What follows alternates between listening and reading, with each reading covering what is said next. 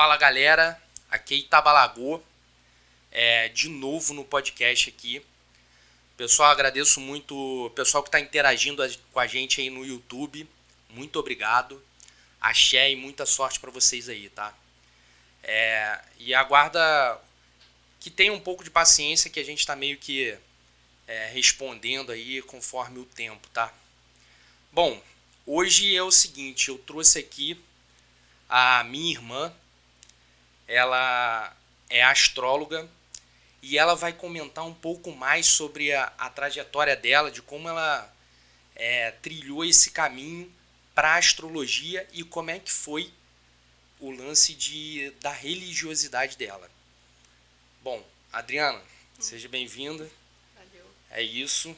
E aí comenta um pouco mais sobre a sua trajetória religiosa primeiro, só para as pessoas entenderem, para depois a gente entrar um pouco mais na parte astrológica. Cara, de religião, falar desde o início, como é que foi meu ingresso na religião em si? Eu acho que é bem legal as pessoas saberem. De repente alguém se identifica com alguma coisa. Cara, assim, eu sempre tive uma influência porque minha mãe já era macumbeira, né? Desde que eu me conheço por gente, já tava indo, eu com 5, 6 aninhos já tava indo em terreiro com ela e tal. Mas, obviamente, eu não me metia em nada, né? Só ficava lá e tal. Ela me levava porque não tinha com quem me deixar. E aí eu sempre tive essa vivência um pouco.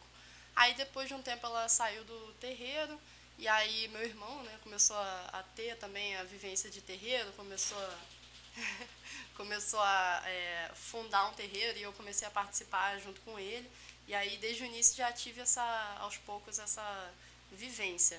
Só que por que eu comecei a me interessar pela vida, né, espiritual, religiosa no geral? Porque desde criança tinha pensamentos muito ruins, assim, de me sentir depressiva, vinha pensamento na minha cabeça quando eu me arrumava, assim, passava maquiagem, sei lá, tentava me sentir um pouco melhor comigo mesma, com a minha aparência, vinha sempre pensamento na minha cabeça, assim, nossa, você tá ridículo, tira essa maquiagem, nada a ver.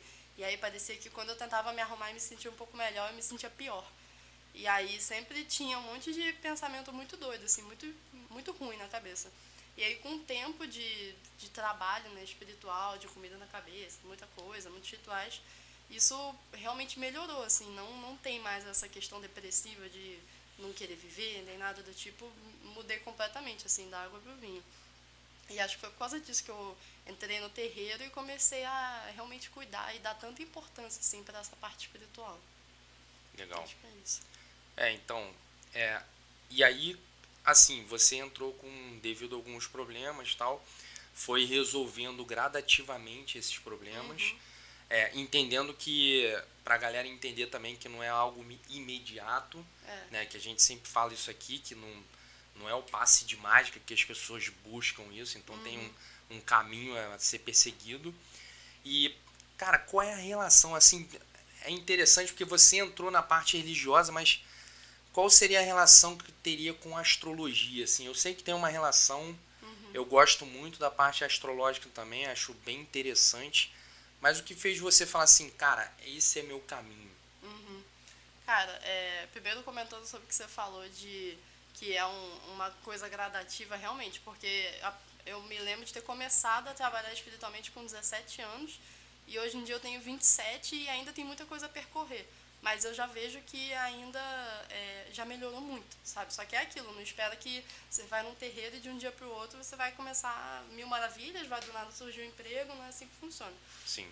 Mas em questão de astrologia, desde pequena eu sempre me interessei por astrologia porque tinha uma revista chamada Witch, que tinha não era mangá, mas era uma HQ, né? E aí também tinha matérias e colunas, tipo essas revistas femininas, né? Tipo Capricho da vida. Só que eu gostava porque ela era de bruxinha. E aí tinha essas coisas tinha uma historinha, e aí falava de signo, né? Tinha horóscopo e não sei o quê. E a história que tinha no final da revista eram 5 bruxinhas, que cada uma era de um elemento, e a quinta não lembro do que era. E aí era muito relacionado com a astrologia. Aí eu comecei a gostar por causa disso. Aí eu tentava ver, tipo, não, eu sou de aquário. Aí ficava vendo lá o que era de aquário, eu achava maneiro. Aí tá, só que assim, morreu aí, né, essa coisa de criança. Aí Acho que na mais adulta, assim, eu sempre gostei de astrologia, mas não tinha tempo, não pensava em estudar nem nada. Tá bom, nunca tive astrólogos perto de mim. E dane-se, né? Fui vivendo a vida. Aí depois de um tempo, acho que na faculdade, uma coisa assim, comecei a ler de vez em quando uma coisa ou outra. Se eu não me engano, eu acho que até seguia um astrólogo ou outro. E durante a pandemia que eu realmente me aprofundei nesse conhecimento, comecei a seguir astrólogos, comecei a seguir a astróloga com quem eu fiz meu mapa astral, primeira vez na vida, e hoje em dia ela é minha professora e mentora, né? Legal. Mas aí foi isso, né? Respondi a pergunta, não? Sim, sim. E aí acabei entrando nisso. Como chegou na trajetória, bem interessante. E assim, eu também gostaria de saber qual seria a ligação assim em termos de religião com uma coisa e outra. Você acha que tem alguma ligação com, por exemplo, hoje a gente segue uma doutrina que é a Umbanda, e lá dentro da Umbanda a gente tem diversos orixás. Então, existe essa relação de orixá com a astrologia? Existe isso na concepção astrológica, né, falando?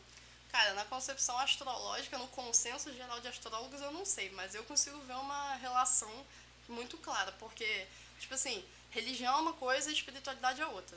Nem toda religião tem espiritualidade, mas nem toda espiritualidade vai ter religião. E aí, na astrologia, eu considero um modo de você cuidar da sua espiritualidade de uma forma mais consciente. Não que seja inconsciente no que a gente faz, mas é diferente. É diferente. É só um modo novo que você adiciona para conseguir ver quais são as energias que você trafega na sua vida. E aí eu vejo muito claramente que os orixás são basicamente isso. São arquétipos de energia, assim como a astrologia, a gente trabalha com arquétipos. Então não é tipo, eu não acredito que o Oxum existiu, por exemplo, sei lá, ou que a deusa Vênus existiu. Elas são arquétipos de uma mesma coisa, de uma energia que a gente consegue traduzir, né? E que o consenso geral, todo mundo já quando pensa em amor, ou em Vênus, ou em Oxum, a gente já pensa mais ou menos nas mesmas coisas, né? Traz os mesmos símbolos, né? Acho que É o isso. mesmo tipo de energia, né? É. Então, aí agora eu vou fazer uma pergunta bem interessante. Já que você trouxe essa relação assim, tem muita gente que deve querer saber isso, mas dá pra descobrir o orixá através do signo? Essa é uma... Cara, não sei se alguém aí acha que descobre, mas eu acho isso balela, porque quem descobre o orixá é pai de santo ou mãe de santo. Ou por jogo de búzios, ou sei lá que tipo de outro jogo o dirigente espiritual vai fazer, mas como astróloga, você não tem como ver isso, assim. Você tem como ver quais planetas ou signos são mais fortes naquele mapa, mas não quer dizer que sei lá, se uma pessoa é de Áries, ela vai ser filho de Ogum, sei lá, ou filho de Ansan, não tem nada a ver. Sim. Então, beleza. E outra coisa, quando você faz uma leitura, né, de uma pessoa em si, como é que é feito isso? É tipo, é o nascimento? Como é que é registrado isso? É como se fosse... Eu não sei, eu tô perguntando algo que é como se fosse uma pessoa bem leiga com relação ao assunto. Eu não sei como é que é. Como é que começa uma leitura? O que é necessário para fazer essa leitura? Cara, primeiro a gente precisa da data de nascimento completa, o horário de nascimento exato e o local onde a pessoa nasceu. A gente usa softwares hoje em dia para isso, né? Antigamente não sei como é que era feito, mas hoje em dia ainda bem que tem internet para isso. E basicamente é o seguinte, hoje, por exemplo, a gente está em julho, eu acho, e aí o sol está numa posição. Beleza. E aí a gente sabe que a gente está no inverno, tanto que a gente repara que escurece mais rápido, né? Então isso quer dizer que o sol está numa posição em relação à Terra. E aí isso quer dizer que no momento a gente entende que o Sol está transitando pelo signo de Câncer. E aí a Lua vai estar transitando por outro signo. E aí Mercúrio vai estar transitando por outro signo. Então esses são os trânsitos. Se eu pegar uma foto de agora, se eu congelar o céu nesse momento, eu vou ter um mapa. Legal. Então se uma pessoa nasceu agora, o mapa dela é esse, desse momento, Entendi. desse dia, desse horário. Como se fosse um registro do céu. É uma foto do céu no dia que você nasceu, porque a gente vai pegar essa foto, né, esse registro do dia que você nasceu, e vai ver que tipo de energia estavam rodando naquele momento. Legal. E aí, a partir disso, quando a gente tem a hora, a gente consegue definir o ascendente da pessoa. que isso deixa as coisas mais terrenas, né? Porque com o ascendente você consegue definir as outras casas. E aí você consegue ver setores da vida da pessoa, certamente. Assim. Entendi. Agora, em cima disso que você falou, o que é o ascendente? Essa é a questão, né? O ascendente, ele basicamente é um cálculo, porque é o seguinte, quando, por exemplo, eu falei que a gente está no inverno, então atualmente o Sol está transitando pelo signo de Câncer, e aí o ascendente é o signo que está ascendendo no horizonte quando o Sol nasce.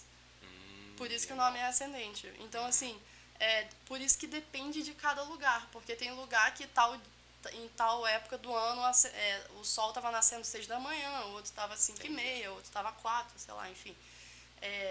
Então, a partir do ascendente, a gente consegue definir, né, todas as outras casas. Me perdi. E aí, o que mais? É sobre o ascendente mesmo, é uma explicação. E aí, na verdade, até ficou um ponto aí interessante que você falou. Então, além da data de nascimento e a hora, tem que saber exatamente o lugar que a pessoa nasceu. Então, são esses 3 informações que passam para você, para que você tire essa foto, né, que teoricamente é feita através do site, né, de alguns ferramentais. Sim. E aí, através dessa foto, você começa a analisar o mapa da pessoa. E aí, existe signo ruim para questões assim que a pessoa olha o mapa e... Não tem. Não existe essa coisa de signo ruim. Quando o pessoal fica falando, ai, nossa, porque, sei lá, ator é ruim porque come muito. Cara, nada a ver. Isso aí é puro julgamento de valor.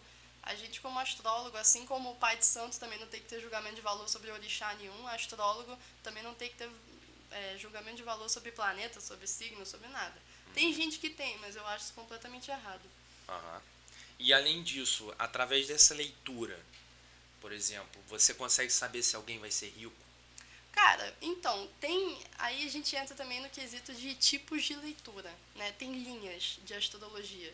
Tá. Então, não sei se eu vou estar falando besteira, se algum astrólogo tradicional estiver vendo isso, mas normalmente a astrologia tradicional, eu creio que eles tenham essa coisa de fazer previsões.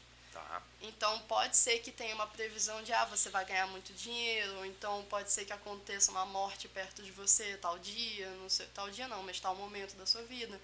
Eu não acredito nisso, eu não gosto de trabalhar dessa maneira, porque eu acho que não faz sentido. Com previsões. Com previsões. Ou falar que você vai ser rico, ou você vai ser pobre, ou você vai sofrer a sua vida inteira com tal coisa, eu acho isso completamente banal.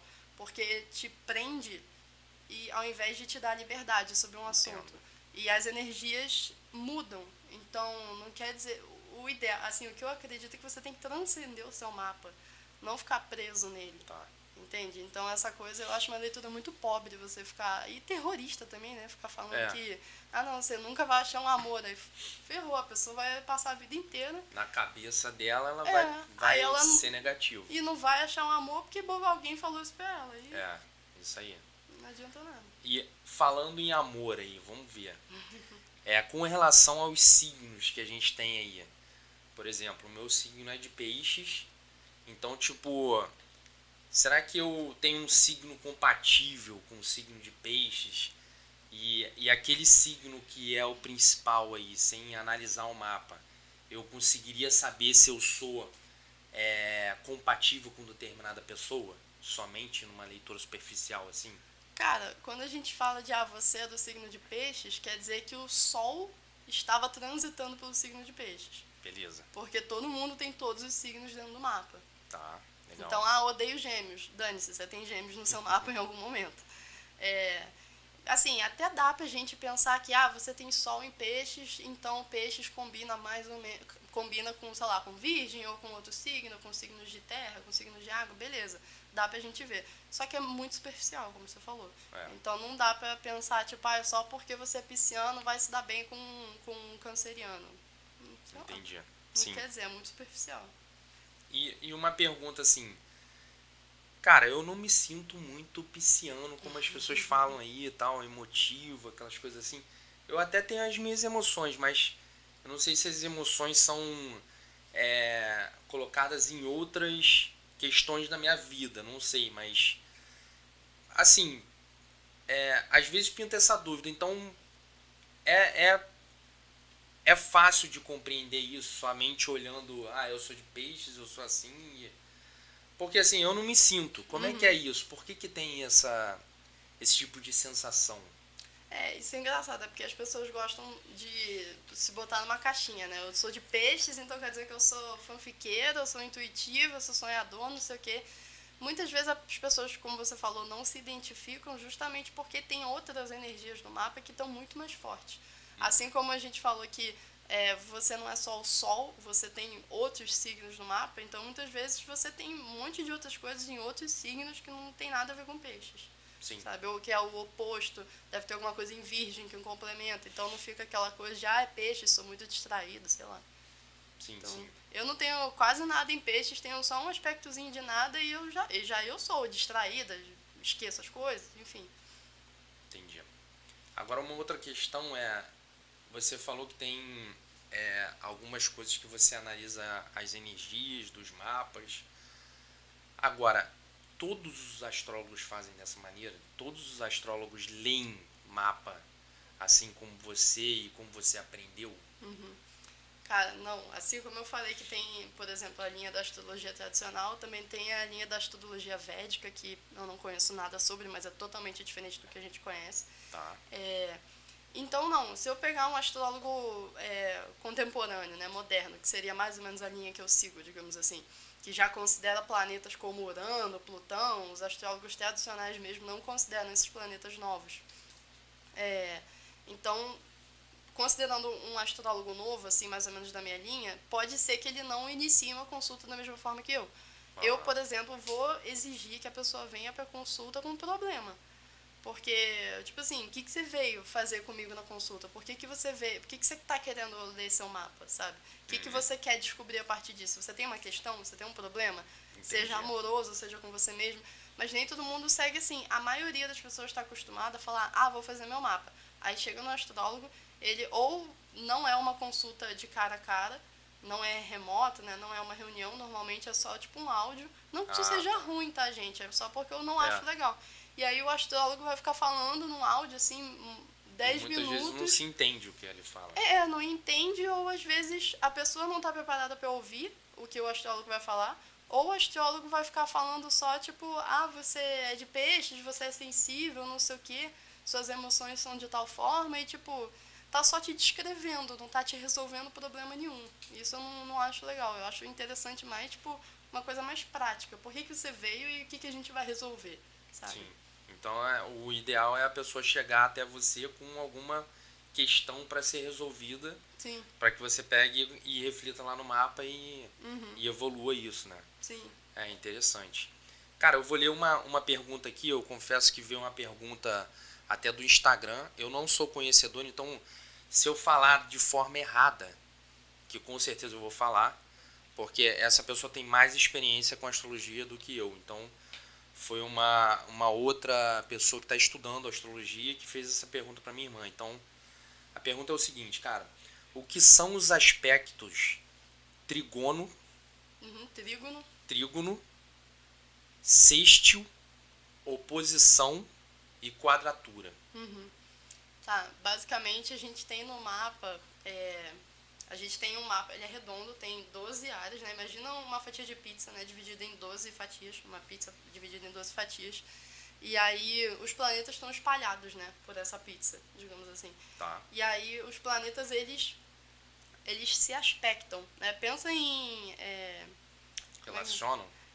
Eles se relacionam. Por exemplo, aspectar é jogar luz. Tá. Então eles conseguem se ver.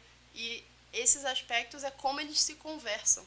Então, por exemplo, planetas que estão localizados em signos do mesmo elemento, por exemplo, planetas em água, você tem o Sol em peixes, vamos supor que você tem a Lua em câncer, eles estão do mesmo elemento. Então eles vão fazer um trígono, que é um ângulo de 120 graus. É viagem dizer que naquele momento o céu, de repente, Mercúrio estava vendo outro planeta, assim? Não, é isso mesmo. É isso? É isso mesmo. Então tá bom. Ele estava se observando, tanto que tem um aspecto até, que eu não lembro o nome, que é um aspecto menor, eu acho que é quincúncio, esqueci, não tenho certeza se é esse o nome, mas que é que ele não está aspectando. que ele não tá vendo. Isso também significa alguma coisa. Eu não trabalho com esses aspectos menores, que eu acho informação demais. Eu acho que é legal a gente ficar focado no principal, no essencial. Então eu trabalho com esses aspectos que você falou, que são trígono, que são 120 graus, quadratura, que é um ângulo de 90 graus. Então ele tá vendo meio tipo de lado, assim, sabe? Entendi. Ele tá Entendi. assim. Oposição é um de frente pro outro, então são 180 graus. E conjunção, né? Que tá aí também ou não? Não, mas pode falar. Conjunção é estar um planeta do lado do outro, eles estão conjuntos. Tá, entendi. Então eles estão juntinhos, numa órbita de até 10 graus. Então assim, se eu tô a 2 graus de peixes e você tá a 5, é uma conjunção. Entendi, tá bem próximo. Uhum. Tá. E aí agora, baseado nisso, que você falou que um planeta observaria o outro, né? Vamos falar dessa forma, assim, leiga. Conversam, A astrologia é uma ciência? Muita gente fala, né, que é uma ciência, uma pseudociência. Eu não acredito, sei lá o que as pessoas vão falar disso, mas eu não levo a astrologia como uma ciência. Eu levo como uma linguagem. Porque você está traduzindo os astros. E tipo assim, não é também que Mercúrio está retrógrado, então está fazendo da minha vida um inferno. Não, ele só está refletindo algumas coisas da sua vida. Se a sua vida está um inferno, foi você que deixou ela um inferno. O Mercúrio só está querendo te mostrar isso. Está querendo que você revise certas coisas. Então, eu acredito que tem gente que fala que a astrologia é uma arte também. Eu acho isso muito bonito. Então, eu vejo muito isso como arte e linguagem. Sabe? Tá mais da linha, embora seja uma coisa que tenha gráficos e a gente vê tabelas e analisa tabelas e ângulos, mas eu vejo muito mais da linha de humanas do que outra coisa. Legal. E aí, como você falou, Mercúrio retrógrado, né? Teve uma outra pergunta. E aí, como é que influencia no cotidiano das pessoas? Como é que é isso? Cara, as pessoas costumam dizer que Mercúrio retrógrado ele vai trazer certos problemas em tecnologia. E é engraçado que eu não gosto de ficar vendo trânsitos e pensando, nossa, Mercúrio está retrógrado, vou ter problema para tal coisa, porque parece que você atrai, né, quando você fica pensando nessas coisas. Só que realmente acaba refletindo muito mais problemas em tecnologia ou em comunicação. Tá. Tem gente que fala que vai trazer ex de volta, alguma coisa assim. Porque Mercúrio é a comunicação, né? É essa coisa, a comunicação rápida, tecnologia, contrato, parceria, fechar negócios. Internet. Então, todo esse tipo de comunicação e às vezes até acidentes de trânsito, dependendo de como está o aspecto de Marte junto. Então, todas essas coisas que têm a ver com tráfego, né, de certa forma, não vão ser afetadas, mas a energia está diferente para aquilo. Entendi. Sabe? Então, na verdade o Mercúrio ele não anda para trás, né? Porque falam que retrógrado É isso que eu ia perguntar. É como se o planeta estivesse andando para trás.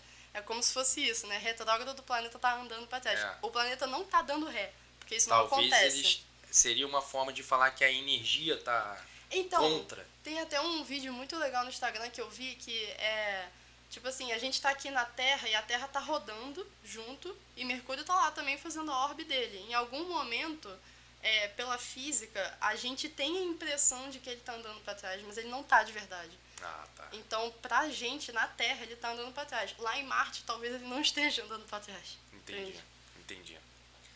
Bom, e aí uma pergunta aqui, até a última pergunta, só para ter uma ideia. É verdade que a gente vira o nosso ascendente depois de 30 anos? Isso aí eu acho que é um questionamento das pessoas aí. Tem muita gente que fala isso, né? Não é verdade. O ascendente, ele é puramente o que eu falei de quando você nasce. Então, aquele signo estava ascendendo no horizonte, então quer dizer que você se identifica com aquele signo porque é sua casa 1, é o seu corpo físico, é você, é a sua máscara, é o carro que você está dirigindo, mas não quer dizer que você se torna ele depois dos 30. Talvez depois dos 30 você só amadureceu um pouco mais a sua personalidade e se reconhece mais como pessoa, né? Você entende quem você é. Então, acho que é por isso que a gente se identifica mais, né? Entendi. Assim. Bom, legal. Então, pessoal, aqui foi um papo bem interessante com a Adriana. A gente vai deixar todos os contatos dela aí, tá? Aí na descrição do vídeo. E aí, cara, a gente vai trazer mais pessoas para falar e mais outras pessoas para poder comentar sobre até mesmo a espiritualidade da pessoa e as coisas que elas fazem também com relação ao sobrenatural. E, pessoal, acompanha a gente aí, continua seguindo. Dá o like aí e compartilha com seus amigos, que é muito importante pra gente, beleza? E boa sorte pra vocês aí. Até a próxima, galera.